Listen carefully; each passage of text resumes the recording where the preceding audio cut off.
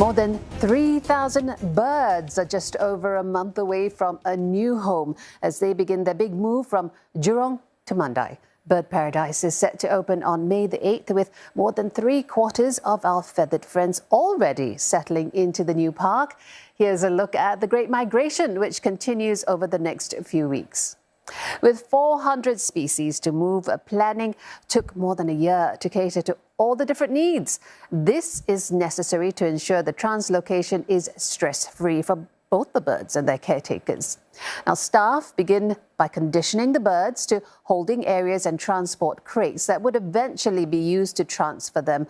And this requires the use of positive reinforcement or training through a reward, usually a snack. Now, to make the half-hour journey from Jurong to Mandai as comfortable as possible, all trucks used in the move are fully air-conditioned. Transfers are also scheduled early in the morning to take advantage of cooler temperatures. Different transport boxes also help transport different sized species, with padded crates for larger birds and mounted perches for smaller ones.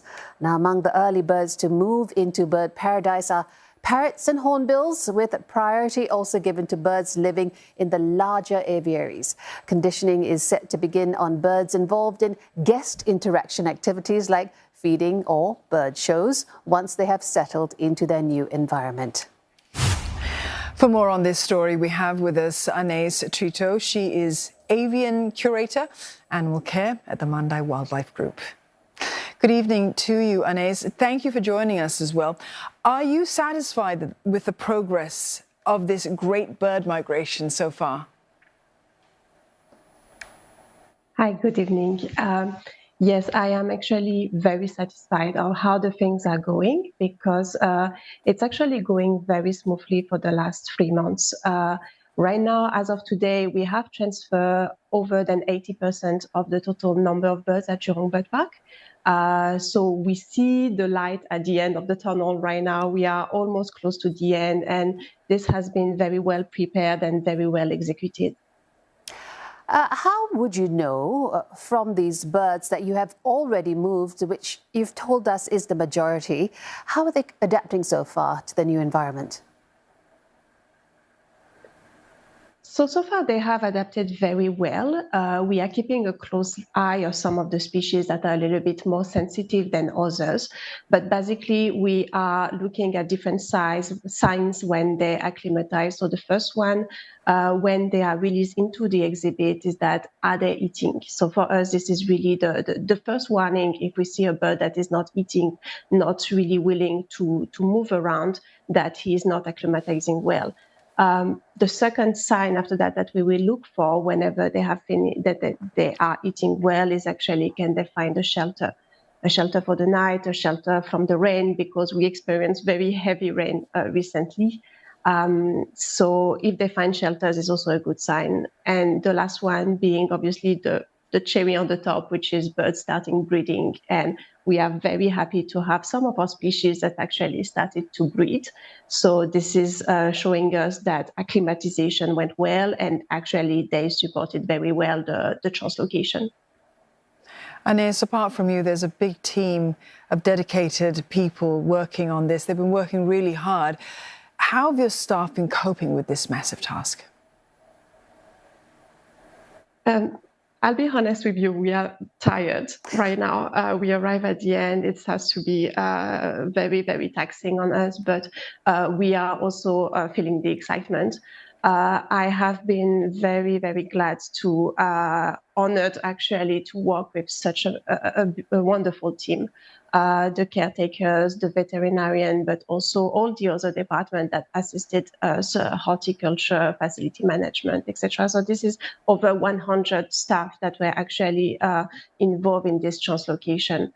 The staff were not actually only doing the transfer of the birds. After that, they have to carry on with their daily duties, their daily husbandry, which is feeding the birds, trapping the birds for the ones that were in Jurong Bird Park, or conditioning the birds for the one in Bird Paradise for the future guest experiences. So it was actually doubling up the work, and they have done an amazing job. I'm very, very proud of them.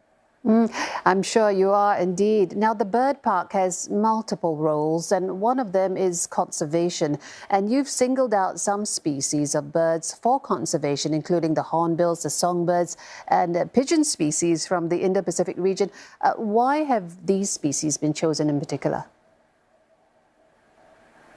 So actually, all around the world, you have so many species that are in need of protections, of conservation programs, and we have to pick up our battle. And what is very important for Mandai Wildlife Group is actually to protect the species that are closer to home. So this is why we focus on the region, the species that are needs conservation programs on the region. So like you mentioned, hornbills or pigeons, because this is important that we help first what is close to home before we actually go and help somewhere else. So Southeast Asia is actually a hotspot of biodiversity, which is wonderful, but also it means that there are many species that face the risk of extinction. So a lot of work to do in the region. This is why we really wanted to focus on this one first. And Anais, talk us through a little bit about what such a conservation program for those specific bird species might entail. So for us as a zoological institutions, it would be actually to have a safety population which is under human care. So we will actually preserve the species in our parks and make sure that it doesn't go extinct by doing breedings. We will breed the birds. The offspring will also be exchanged with different zoos all around the world to ensure that there is a large genetic diversity and demographic diversity.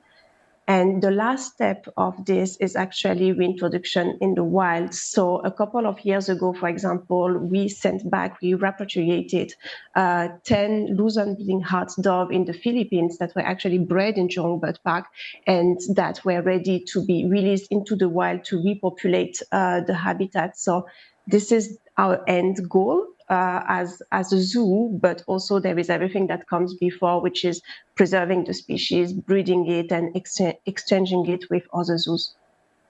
Anais, I know the job's not over yet, still 20% more to move. We wish you good luck with the rest of the migration.